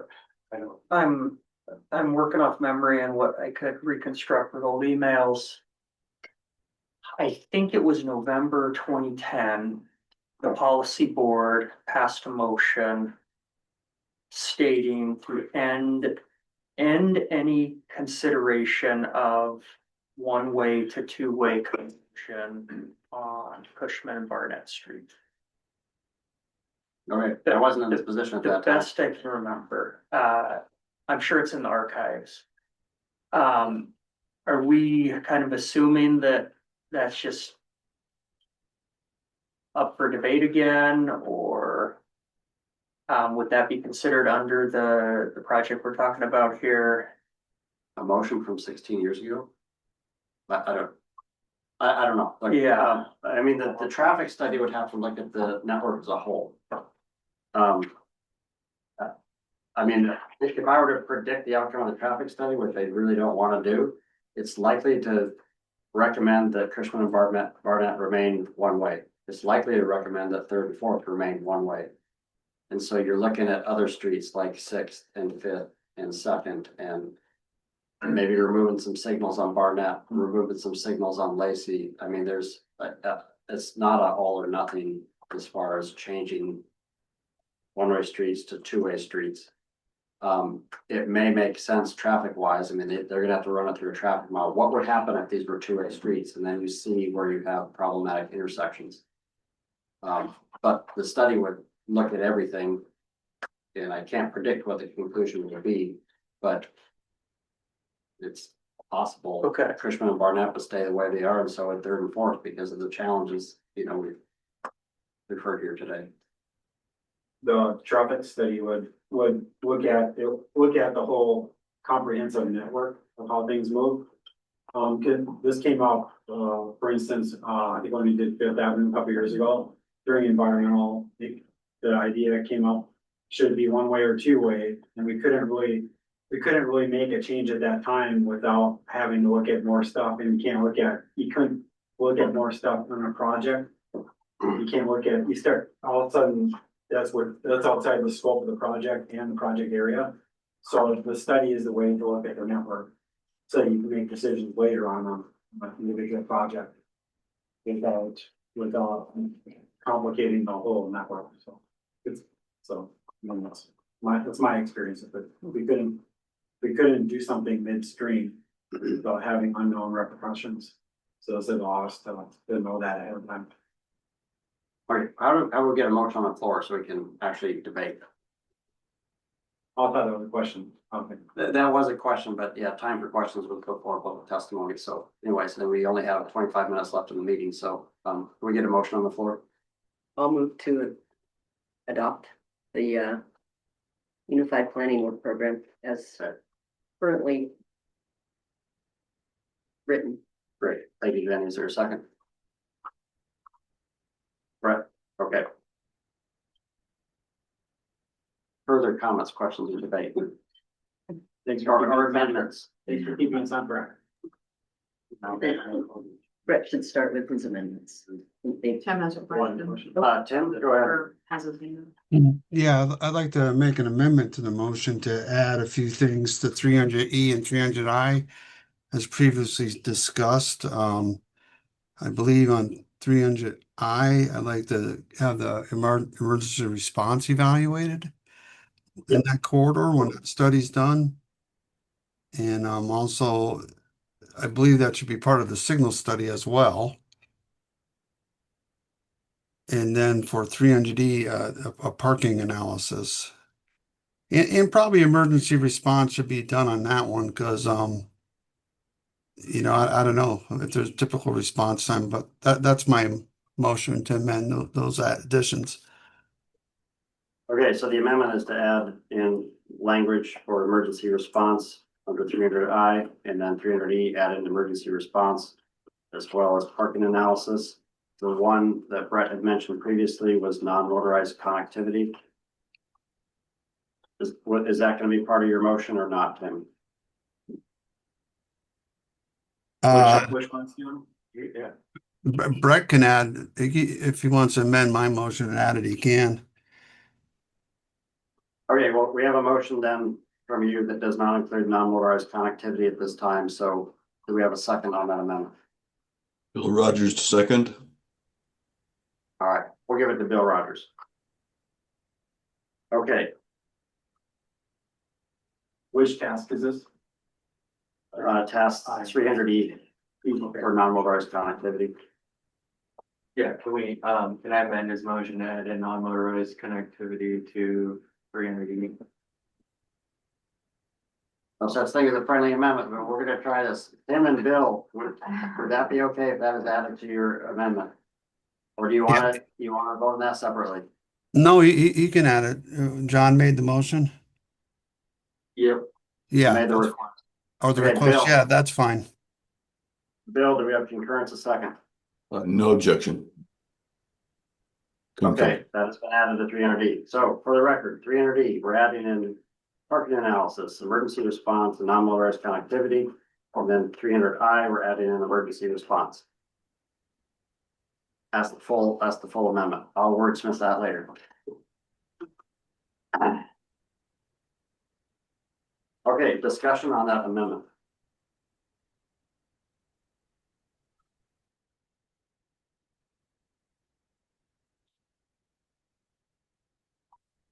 Okay, hearing none, and I don't see that this might be controversial, so I'll just ask if there's any committee member opposed to that amendment.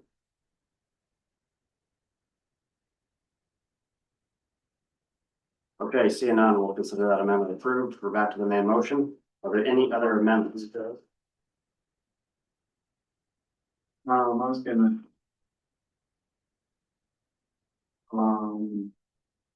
Got promotion of amend the Great Mobility Plan update from FFY 2028 to FFY 2027.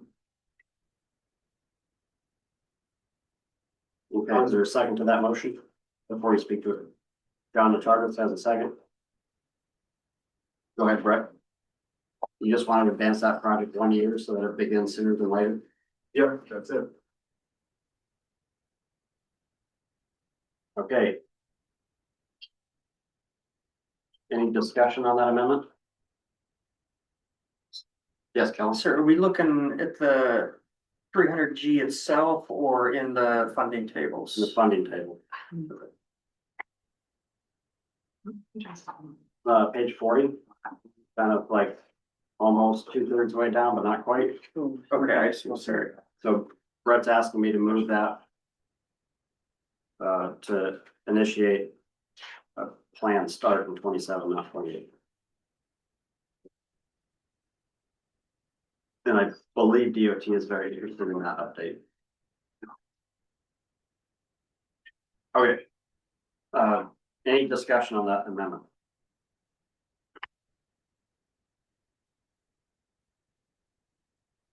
Seeing none, anyone opposed to that amendment? Okay, we'll consider that amendment approved.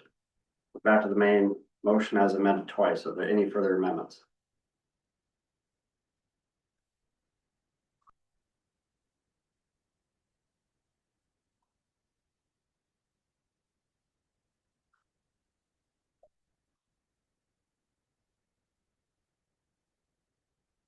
Okay, hearing none.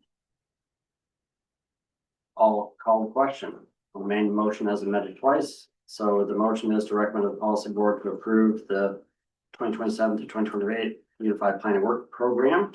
And the two amendments added language to task 300E and 300I. And moved the funding for the freight mobility plan up 1 year. And let's do a roll call vote on that. Let's see, where should I start? We'll start with Jenny. Yes. Stephen Hoke. Yes. Kate, Yes. Alexa.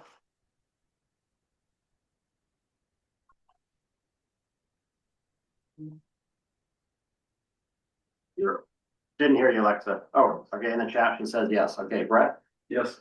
John, Yes. Lieutenant Roberts, Yes. Bill Rogers, Yes. Kellen, Yes. RJ, Yes. Jacob, Yes. John Weinberger, Yes. Tim, Yes. and finally Michael Bradley. Yes. Is there anyone I missed? Okay, that motion passes unanimously. We'll move on now to federal fiscal year 2023 through 2027 Transportation Improvement Program Amendment number 3. This begins on page 44 of your packet. TIP amendment number 3 was out for public comment during the same period in which the UPWP was out for public comment. So that ran from June 21st to July 24th. We only received 3 public comments on that TIP amendment, none of which resulted in revisions to that amendment. To refresh your memory on what the subject of the amendment is, that is outlined on page 46. This amendment simply adds 2 new projects to be funded in the TIP. One is the Airport Way Connected Corridor Project on Airport Way to upgrade 12 intersection signals with some new technology. And the other is the Fifth Avenue park improvements out in North Pole to pave and expand their access roads and parking area and convert their existing gravel trails to asphalt trails. And the borough is separately going to be replacing the playground equipment out there. I don't know if it'd be the same year for construction, but we're still working on the timing of that. I did, as part of this amendment, I did put in some placeholder values for the cost of the design and construction for the Fifth Avenue park improvements. I've not yet received the scope, schedule, and estimate from DOT. I understand that it's done, it's just not yet signed. But I should be receiving that shortly to update the funding amounts. But the funding amounts will be greater than the placeholder amounts that were included in the TIP amendment. And the design start will occur in 27, not 26. And so those changes, once I receive the SSE, will be reflected in the document that goes to the policy board. Any questions on the TIP amendment?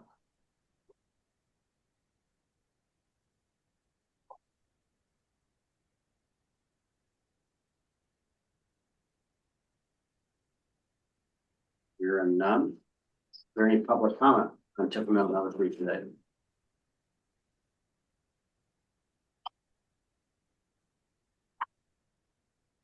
By not seeing public comment at this time, I'll now entertain a motion.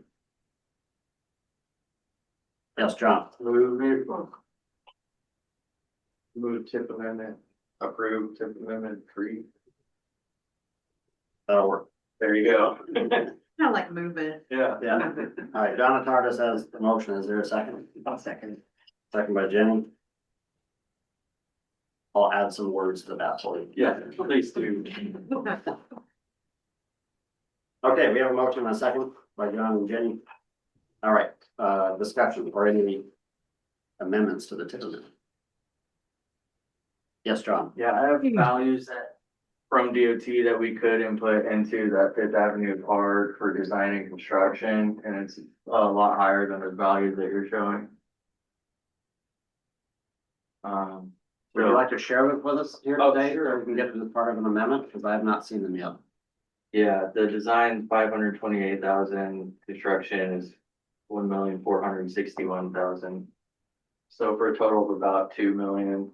Now that's doing everything that was envisioned after meetings with the Parks and Rec representatives, and then their project manager for the playground portion. We went out on site, met with them, put together an SSC that's not signed yet.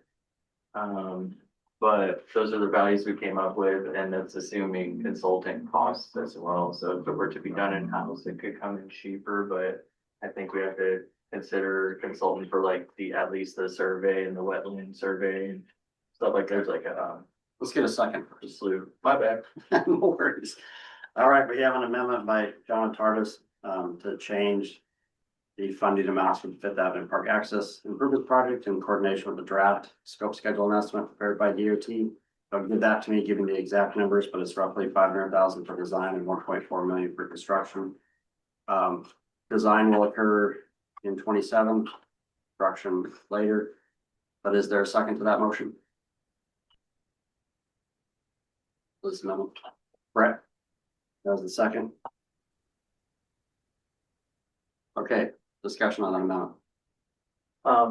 Sure, these values represent everything they wanted to do out at that park. And so, maybe we dial it back here if the funding can't be found or something, but like, we needed to go through an iteration of what they want, how much it costs, and then how much money we have. And so now we're here. Thank you. Any comments, questions, or discussion on that amendment?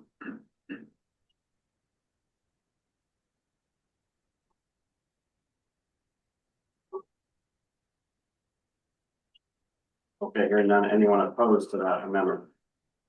Modify the funding amounts for the Fifth Avenue Park Access Improvements Project. Okay, hearing none, thank you for that amendment. I'll make those changes between now and policy board. Consideration. Any other amendments? Or discussion of the main motion? Try one. Go ahead, John. For the fast improvement program 24 to 26, we have 50,000 for fiscal year 26, approved and if admin mod 9. And I would like to move that 50,000 to 27 and add 250 to be a total of $300,000 to shore up the finances on that project and close it out. Finish advertising fast 2026. Okay, so you're moving the 50,000 we gave you from 26 to 27, and you're adding what? Another 50? 250, 300 total. Another 250. And the missing monies was, we had to open a priority 99, which is where we can continue funding a project that needs to use funding. So we did that to keep the project moving and try to get Trainer Gate and F Street in there. And then when we went over and tip amendment 2, or sorry, I'm Let's get a second. Yeah, Is there a second to this? Brett? Thanks for seconding it. 13, yeah, discussion. Yeah, Kellen. Clarification on where the 250,000 would come from. I don't know, we need to find some, or, if not, then work on it next year, I guess, and from next year's fundings and move that around. What I don't wanna do is ask for 50,000 this year, knowing I need more going right into the next fiscal year. And have two requests that use up a bunch of people's times. A real point to going through that effort twice. Yes, Joe. The tip needs to be fiscally constrained, right? Well, when we get into fiscal year 27, that's technically an informational year of the tip, and we'll be replacing the whole tip this fall, early winter with a brand new one. We do have a few $1 million left in 27. It's not programmed to anything, so I do have funding available to cover this, the STBG funds. But I don't know yet what the competing priorities will be in 27.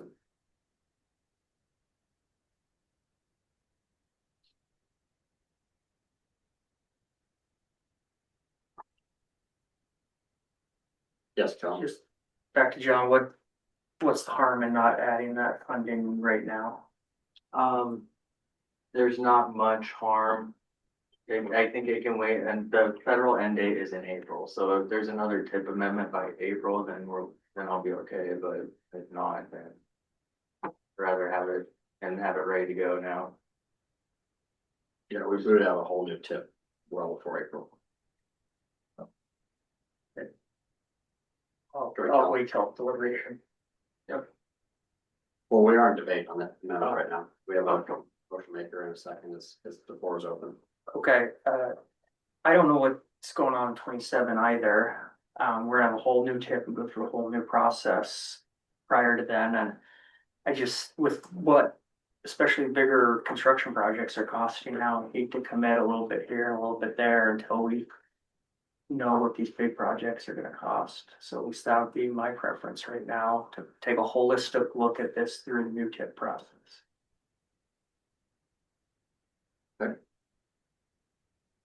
Further discussion or debate? I guess, last thing is I'm gonna need this funding either way, no matter what, and, I don't know, how else to say that, or else, I guess, the DOT and City of Fairbanks, through some of their invoices for like the Shannon Drive updates that we had to do from adding F Street and Craner Gate, which delayed the project, causing the staff to redo some other parts of the project because we couldn't get it done this year. Ran up the costs, and then I just wanted to pull that up and be able to close out that topic. I'll conclude there. Okay, so maybe I'm misunderstanding the motion here, the purpose, could you repeat the motion for me one more time, please? To take the $50,000 that was already approved in Amendment 9 for Fast 24 to 26 and move it to 27 and add $250,000 to that for a total of $300,000. For phase 2 money, And the purpose of this is essentially paying for the design, that already occurred. correct? Okay.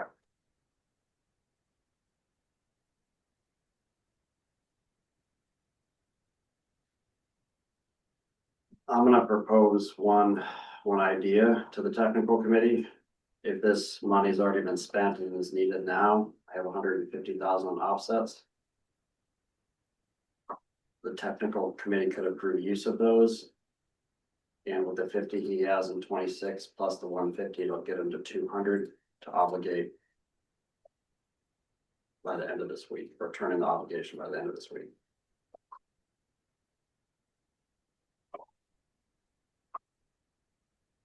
A question. I'm just saying I'm just offering another avenue if this money's already been spent and we have a bill to pay. Use of offset funds, it's commonly, like, we get change orders, we use our offset funds for that because typically the work's already happened and we gotta pay the bills.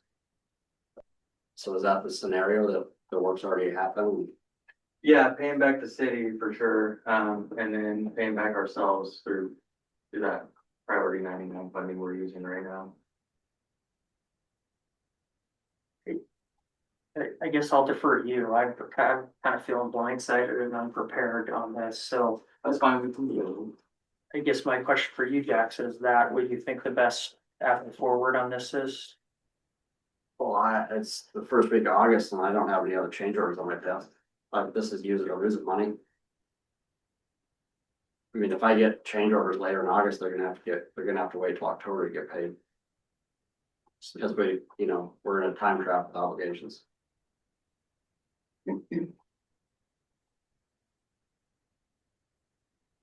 I can solve one problem and get John most of the way there.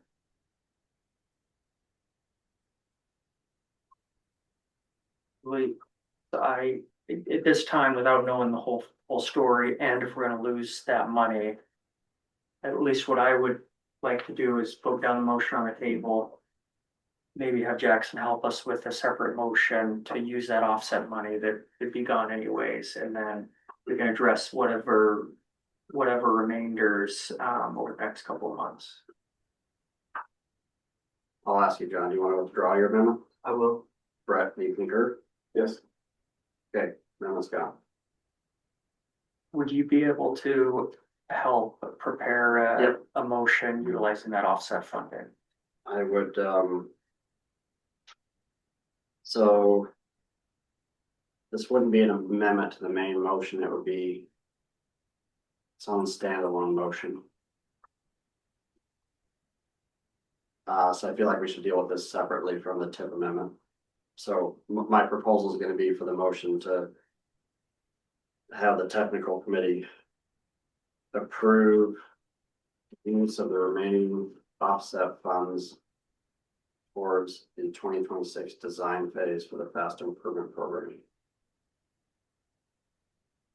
And then if he has that motion, he can turn it into project control and pay bills. But that's not part of TIP Amendment 3. We'll show it in there, but it's not. The technical committee gets to approve that amount. But we didn't notice that. Correct? So unless it's part of tip number 3, I don't see how we could do that. Okay, well, I guess it's gotta be part of TIP Amendment number 3 then. So you may have to wait till August 15th till you get your final paperwork. Okay.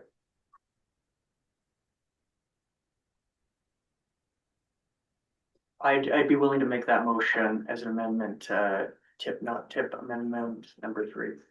All right, is there a second? John Tar, second. Okay. We have a new amendment. Further discussion on that.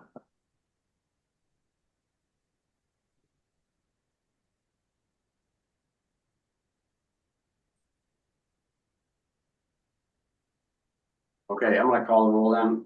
This amendment is to use the remainder of our offset funds for the 2026 design phase for the fast improvement program. And show that in the tip amendment number 3. And again, it's gonna go to policy board. Okay, so we will start with Brett. Yes. John, Yes.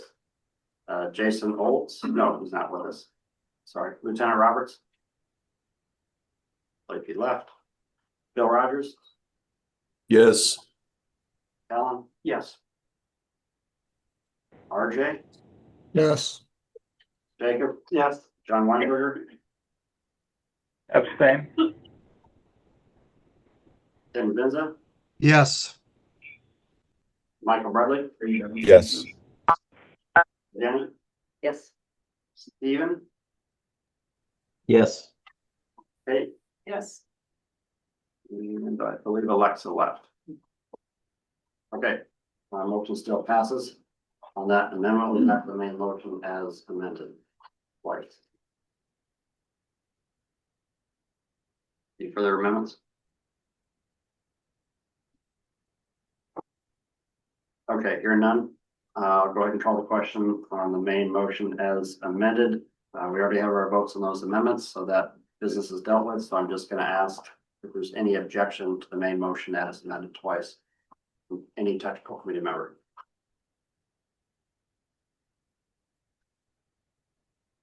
Okay, here none, we'll consider that approved. We'll advance that to the policy board on August 15th. Okay, the last agenda item is federal fiscal year 2026 federal funding obligations, which begins on page 74. I'll be able to really brief on this as we're at the end of our meeting. There's been little to no movement on our obligations during the month of July. One of the holdups at this time for a lot of these obligations is that federal highways and the Federal Transit Administration have not yet reviewed and approved TIP amendment number 2 from late February. So, which preceded admin mod 8 and admin mod 9 and this TIP amendment number 3. I've been checking in with them on a monthly basis, and I have a meeting with the division administrator and deputy administrator at 3 o'clock today with DOT headquarters staff to give a status update. They understand the urgency, and they understand it is delaying all of our obligations. And they did not express any concerns with the TIP amendment to me. They have not provided us any comments on the TIP amendment, but they have outsourced it to. They've secured additional resources outside of their office to help with that TIP amendment review. So I will know more this afternoon. But both we and DOT headquarters understands the urgency of these obligations moving through here in August. So they're just struggling with only 4 staff members. Yeah, Kellen and then John. Question, I guess my question is probably to Brett or John. Are the remaining projects kind of ready to go to project control? We're just waiting on federal highway approval. So, I could go through it, but most, if not all of these are at project control are gonna be there within a week. So they would be waiting on the PDA and the federal highways, that process. Ask it simpler if I can. Sorry, I don't understand all the acronyms. Sure. So if we get this federal highway thing sorted out and get our TIP approved, we feel pretty strongly that all the projects would be to project control in time to obligate. Yes. But they are there, most of them. And if they're not there currently, they'll be there in a week. We're having a week. Most of the big ones. I don't know about some of the little bitty weird ones, but. And last month, admin mod number 9.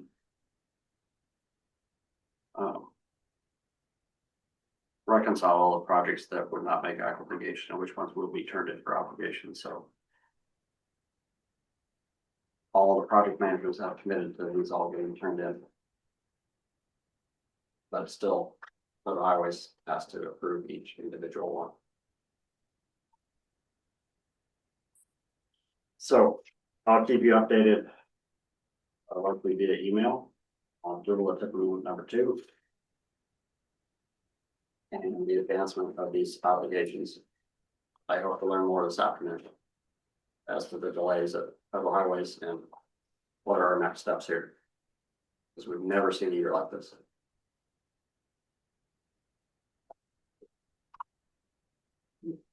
Any other questions on that? Would the next step be to extend the meeting? See, where are we at here? We're at 2:01. Do we want to extend the meeting 5 minutes?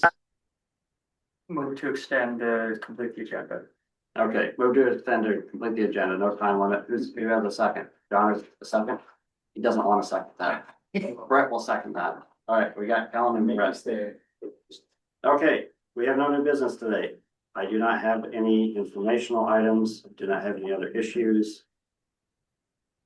Are there any committee member comments?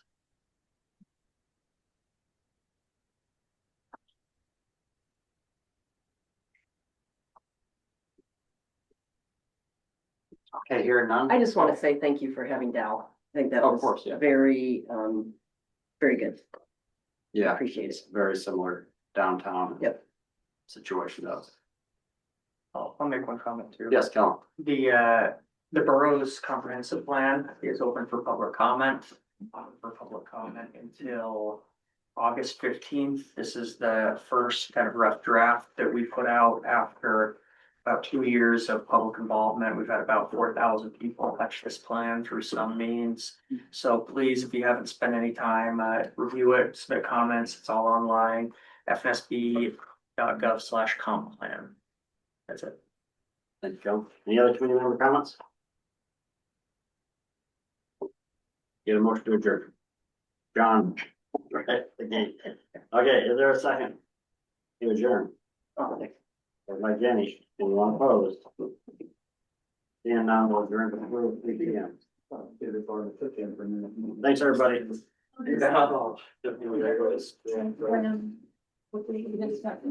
What